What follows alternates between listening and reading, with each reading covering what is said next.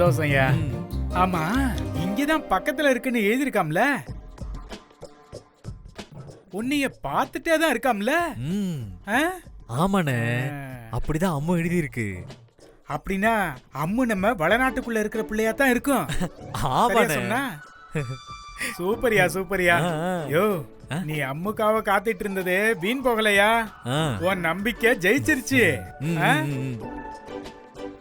சரி, அம்மு வேற என்ன எழுதிருக்கு? அண்ணே இந்தாங்கண்ணே, நீங்களே படிச்சு பாருங்க. ஏய், நீ வேறப்பா, உனக்கு வந்த கடிதாசியை நான் படிக்கலாமா? அதெல்லாம் தப்புப்பா. அண்ணே அதெல்லாம் படிக்கலாண்ணே, நீ புடினே. அண்ணே புடினே, படிக்கலான்றியா?